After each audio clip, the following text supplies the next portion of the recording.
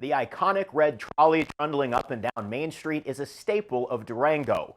With routes out to Mercy Three Springs along Highway 160 and up to Fort Lewis College, Durango Transit provides integral connections in the community.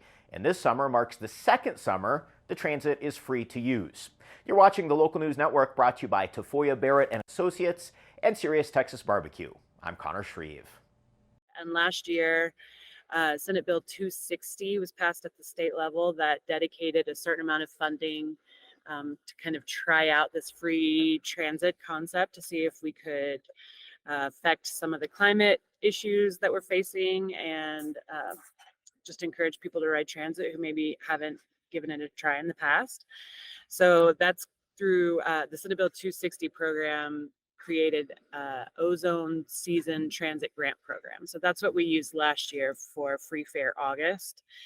And that was so successful. We saw about a 30% increase in our ridership over other, previous Junes and other years.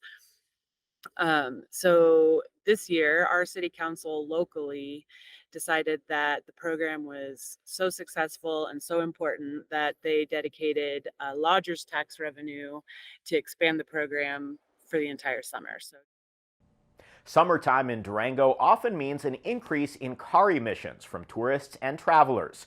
In addition to more crowded and coveted parking, especially downtown, the transit provides an alternative to driving yourself, or alleviating parking woes by parking in less crowded areas and taking the trolley into town. Durango geographically is not getting any bigger. We're pretty constrained with the river and the mountains, and we see a huge increase in the number of cars that come through town this summer.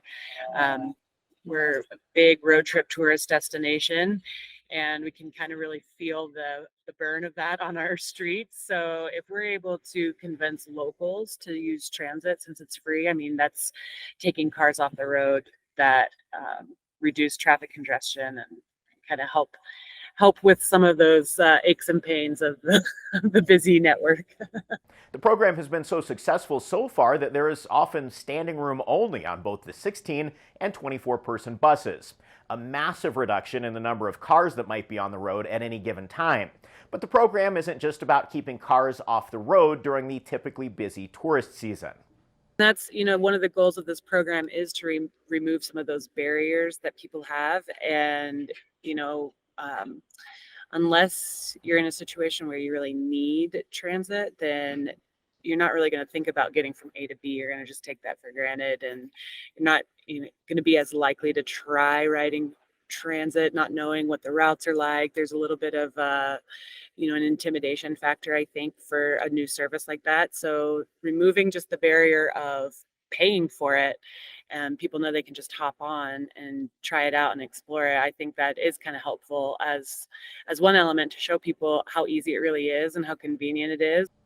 Take advantage of the Durango Transit this summer. Download the TransLock app from whichever app store you use. It'll help you figure out your route, and if you're still using the transit after August, you can buy your pass directly from the app. All route information, fare information, and pass options are online at the Durango Transit's website. Find more information about this and other stories at durangolocal.news. Thank you for watching this edition of the Local News Network. I'm Connor Shreve.